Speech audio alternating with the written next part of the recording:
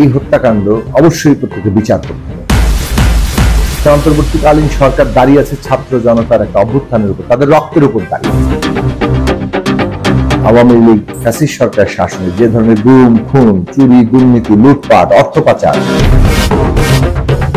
সমস্ত একটা ব্যবস্থাকে একটা মানে আজকে এই ধরনের একটা ঝুঁকিপূর্ণ জায়গায় নিয়ে এসছে। যদি আমরা ন্যায় বিচারই প্রতিষ্ঠা করতে না পারি, তাহলে নতুন বাংলাদেশের যাত্রাটা কিন্তু আকাঙ্ক্ষা অনুযায়ী হবে না। সবাইকে সালাম, শুভেচ্ছা জানিয়ে শুরু করি। পুরো বিষয়টা হচ্ছে যে জনগণের একটা আকাঙ্ক্ষা তৈরি হয়েছে। এটা আমরা যখন রাজনৈতিক দলগুলো রাজপথে এই সরকারের বিরুদ্ধে আমাদের আন্দোলনের প্রস্তুতি শুরু করেছিলাম একটা যুগপৎ ধারায়, তখনও এই প্রশ্নটা কেন্দ্রীয় প্রশ্ন হিসেবে সামনে আসছিল যে এই ফ্যাসিস্ট আওয়ামী লীগ কিংবা শেখ হাসিনার সরকার তারা যেভাবে পুরো রাষ্ট্রশক্তিটাকে একেবারে পকেটে ঢুকিয়ে ফেলেছিল, সমস্ত প্রতিষ্ঠানগুলো দলীয়করণ করেছে এবং এক ধরনের বিপর্যস্ত করে ফেলেছে। এগুলো আর ঠিক রাষ্ট্রীয় প্রতিষ্ঠানের বদলে একটা জাস্ট দলীয় একটা প্রতিষ্ঠানের রূপ লাভ করেছে, যার ফলে এই সরকারের পতনের সাথে সাথে এই প্রতিষ্ঠানগুলো সব অকার্যকর হয়ে পড়ার একটা অবস্থা তৈরি হয়েছে। এই রাষ্ট্রটা দিয়ে যে একটা চলবে না এবং একটা জনগোষ্ঠীকে যে ঐক্যবদ্ধ রাখার যে একটা কাজ রাষ্ট্রের, সেইটা যে এটা করতে অক্ষম, বরং পুরো রাষ্ট্রশক্তিকে এইভাবে জনগণের বিরুদ্ধে, আমাদের সন্তানদের বিরুদ্ধে লাগিয়ে দেওয়া যায়, তাদেরকে গুলি করে তারা হত্যা করে, এই অবস্থায় তাদেরকে নিয়ে গিয়েছিল।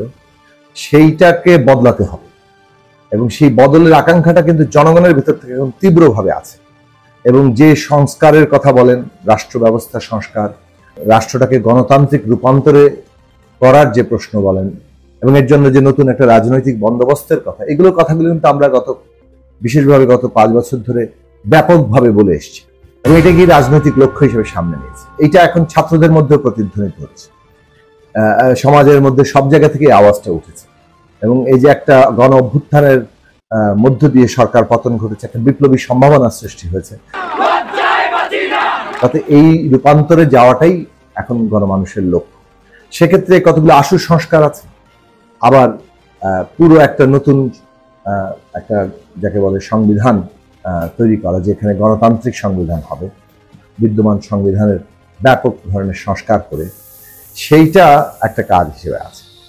আমরা বলেছি যে প্রতিষ্ঠানগুলোকে দ্রুত পুনর্গঠন করতে হবে, যেভাবে ফ্যাসিস্ট সরকার দলীয়করণ করেছে সেটার বদলে যতটা সম্ভব এখানে পুনর্গঠন করা দরকার।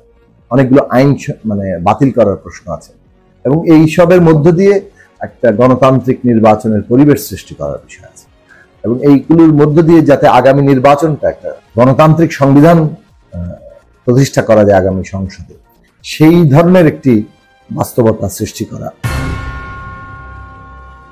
রাজনৈতিক দল, শ্রেণী পেশার মানুষ, শিক্ষার্থী সকলের মধ্যে একটা যাকে বলে কনসেনসাস তৈরি করা, একটা এইটা খুব জরুরি কাজ। কাজগুলো আমাদের কতগুলো সুনির্দিষ্ট প্রস্তাব আছে, যে প্রস্তাবগুলোর ভিত্তিতে আমরা আলোচনার জন্য বলেছি এবং বিস্তারিতভাবে আলোচনা করার জন্য সেপ্টেম্বর মাসে অন্তর্বর্তী সরকারের পক্ষ থেকে আমাদের বলা হয়েছে যে তারা বৈঠক আয়োজন করবেন। এই বৈঠকগুলোর আলাপ আলোচনার মধ্য দিয়ে আমি মনে করি যে একটা ধারণা বেরিয়ে আসবে যে আমাদের কাজগুলো কি, এটা করতে কি ধরনের সময় প্রয়োজন আছে এবং এর মধ্য থেকেই হয়তো একটা দিক নির্দেশনা বেরিয়ে আসবে। আমরা মনে করি যে সকলের সাথে আলাপ আলোচনা করে এই দিক নির্দেশনাটা, এই যে সময় এবং কাজ, এই বিষয়ে একটা ধারণা স্পষ্টভাবে মানুষের সামনে আসা দরকার এবং সেই উদ্যোগটা নিশ্চয়ই অন্তর্বর্তী সরকার গ্রহণ করবে। আমাদের যে কাজগুলো আছে, সংস্কারের যে পথটা প্রশস্ত করা, এবং এটা নির্বাচন কিন্তু এই সংস্কার প্রক্রিয়ারও একটা অংশ।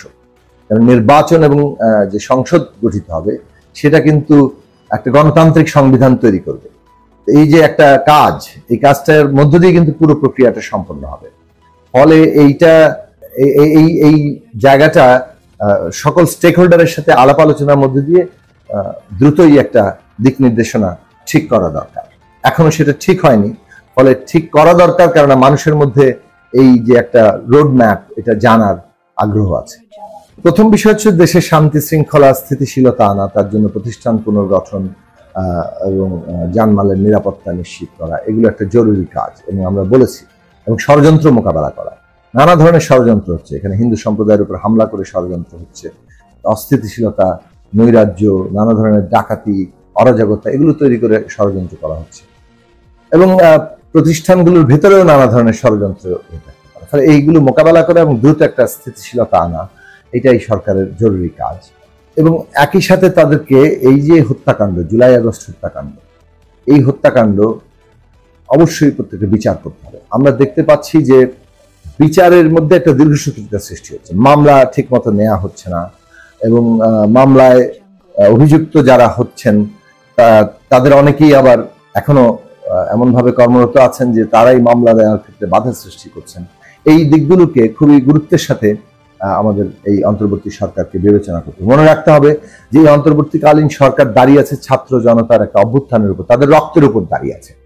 তাদের একটা প্রধান কাজের জায়গা হচ্ছে এই যারা হত্যাকাণ্ডের শিকার হয়েছেন, যারা শহীদ হয়েছেন, প্রত্যেকের যাতে ন্যায় বিচার পায় সেইটা তাদের নিশ্চিত করা।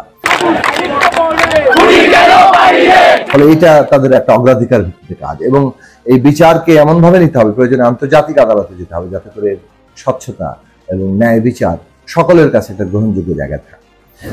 এবং একই সাথে আমাদের 15 বছরে যে এই আওয়ামী লীগ ফ্যাসিস্ট সরকার শাসনে যে ধরনের গুম, খুন, চুরি, দুর্নীতি, লুটপাট, অর্থ পাচার সমস্ত একটা ব্যবস্থাকে একটা মানে আজকে এই ধরনের একটা ঝুঁকিপূর্ণ জায়গায় নিয়ে এসছে, যেটা টিকে থাকার ক্ষেত্রে একটা প্রশ্ন মানে ঝুঁকি তৈরি হয়েছে, সেই জায়গাটাতে আনার যে দায়টা তাদেরকে সেখানে তাদেরকে তার জবাবদিহিতা এবং বিচারের জায়গায় যেতে হবে। তার জন্য প্রয়োজনীয় ট্রাইব্যুনাল গঠন করা, তদন্ত করা, এগুলো খুবই গুরুত্বপূর্ণ কাজ।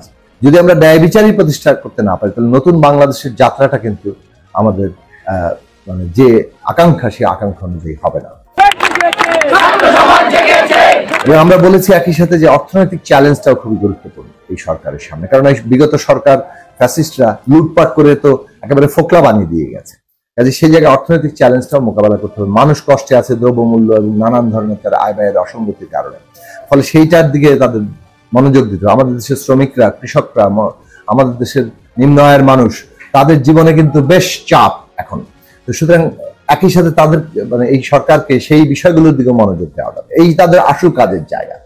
এই আশু কাজ করতে করতেই রাজনৈতিক প্রক্রিয়াটা তাদেরকে শুরু করতে হবে এবং একটা রোডম্যাপ তৈরি করতে হবে যাতে করে জনগণকে তারা আশ্বস্ত করতে পারেন। জনগণ তো এই রোডম্যাপ প্রতিদিনই জানতে চাইছে, ফলে সেই জায়গাটাও তৈরি হওয়া দরকার। প্রথম কথা হচ্ছে যে এই সরকার একটা গণ অভ্যুত্থানের ফসল এবং আমরা বলেছিলাম যে ছাত্রদের মতামতকে প্রাধান্য দিয়ে একটা সরকার গঠন করা হবে এবং সেটা একটা আছে এখানে।